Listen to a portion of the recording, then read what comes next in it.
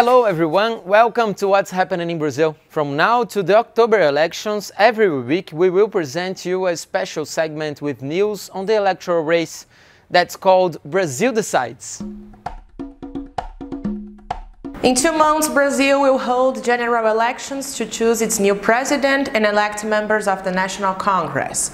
In Brazil Decides, we inform you about the most relevant news in just 2 minutes. There are 10 confirmed candidates for the presidency.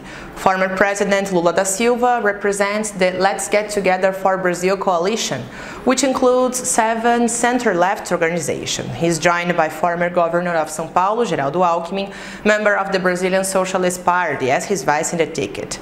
The current president, Jair Bolsonaro, is seeking re-election on a ticket with former Defense Minister, General Walter Braga Neto, representing the far right for the Liberal Party.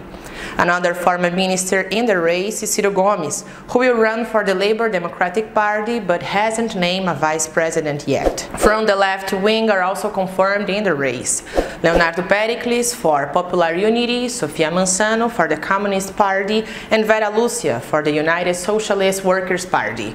And running for the right, Simone Tebet for the Brazilian Democratic Movement, Felipe Dávila for the New Party, Pablo Marçal for the Republican Party of Social Order, and José Maria Emael for the Christian Democratic Party, who is running for president for the 6th time. The latest Datafolha poll on voter intention indicated that Lula and Alckmin could win in the first round with 52% against 32% of Bolsonaro. More than 2,500 people were interviewed in 183 Brazilian cities between July 27 and 28. The margin of error is 2%. The poll so far confirmed an advantage for Lula, which led some sectors of the right who were trying to propose a third way to abandon the presidential race, as was the case of businessman Luciano Bivar of Union Brasil, the party of former Judge Sérgio Moro. In Brazil, voting is mandatory. According to electoral law, there are 2 ways to win in the first round: if a candidate obtains more votes than the sum of his opponents combined, or if he obtains more than 50% of the vote. If that does not happen, there will be a second round on October 30. Meanwhile, Bolsonaro insists on spreading fake news about a possible risk of fraud in an attempt to demonstrate power. He calls on his supporters to manifest on September 7, Brazil's Independence Day. At the same time, the progressive opposition has urged people's movement to defend democracy in the streets with a demonstration on August 11.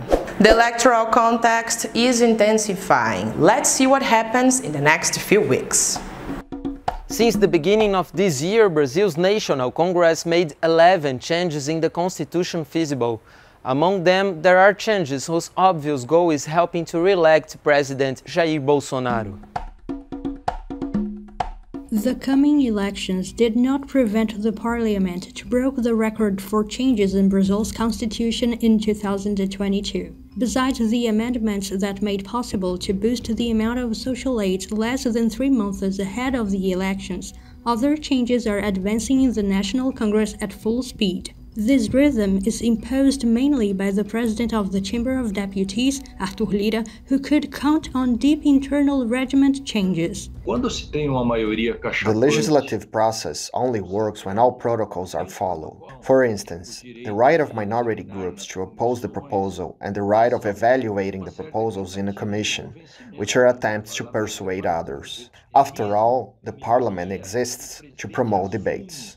The sanctioned changes range from female candidates' use of partisan funds to raising the maximum age for superior court magistrates. There was also disregard for the electoral rules and government spending ceiling. It was only possible thanks to the last-minute declaration of a state of emergency on July 14th, before the parliamentary recess. Aprova-se estado de emergência. A non-existent state of emergency was approved, driven by the rise in fuel prices, given the fact that it is up to the federal government to revert the adoption of the international parity policy. To experts, the increase in the amount paid in form of aid will help vulnerable people but also bring in Bolsonaro's electoral bias.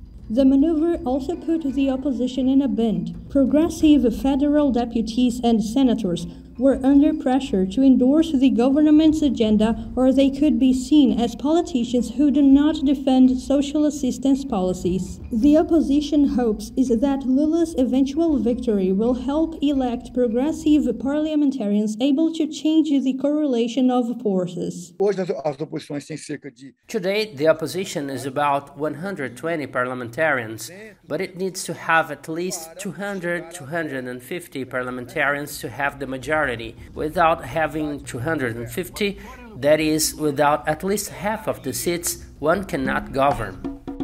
In the town of Arcoverde, Pernambuco state, samba de coco is a cultural tradition that dates back to the slavery time. The Calixto family is one of the responsible for keeping the legacy alive and passing it on the new generations.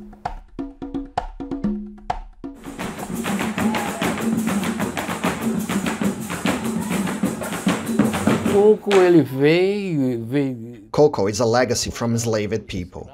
They came in ships and went to work in sugar mills. At night, they used to dance, but the dance wasn't called Coco yet. They mixed the clay to tread the house's ground. They spread the clay all over the ground, and when it was night, they would dance to step on the clay to make it look like cement, hard. At the time, it was called mazuca. Today, it is coco. The Calixto, Gomes, and Lopes families were responsible for bringing back samba de coco to the town of Arcoverde. The group Arcoverde Roots was born in 1992 under the leadership of Master Lula Calixto, who brought together the three families. One of the trademarks of Coco is the step, which seems like a faster tap dancing step. It is called tupé. The tradition of dancing with clogs was created by Master Lula Calixto. Because he thought people wouldn't be able to hear well if we danced in shoes. Then he took a board, cut it, and made a kind of a clog. He cut blue jeans to make the straps, and that's when clogs were adopted in Coco. I started dancing samba de coco when I was 6. I learned to dance with my uncle Lula Calixto. I always went to schools with him. He taught us how to dance. In the beginning, the steps were just passela, tupé, and tupé cortado. Then we created new ones, question and answer, lame horse, gongue, and so we continue. The Calixto family struggles to maintain its headquarters in the Alto do Cruzeiro neighborhood, the place where they rehearse and organize meetings and cocoa workshops. The group's work is aimed at kids from Arcoverde composing children's songs and teaching in schools. In 2019, I received the title of Living Heritage of the state of Pernambuco, and that was through my work in schools. Today, wherever I go, kids starting singing my songs. It's amazing and a huge encouragement for me to continue. Together with rice, beans are the most important ingredient in Brazilian cuisine. In today's recipe, you're gonna learn a dish that reuses beans leftovers.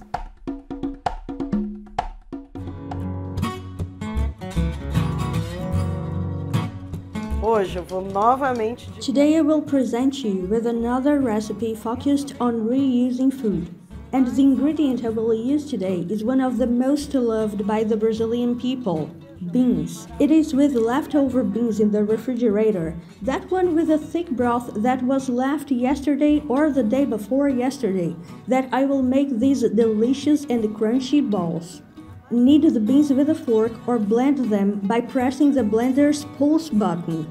Then add chopped onion, parsley, green onion, banana pepper, hot pepper, lemon zest, and salt, and mix them well.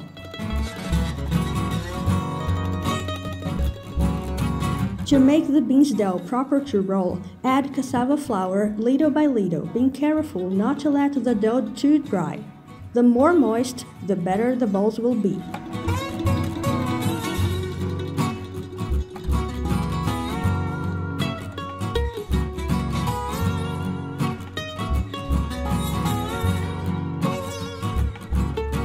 Bread the balls by dipping them in the beaten eggs and then dip them in cassava flour.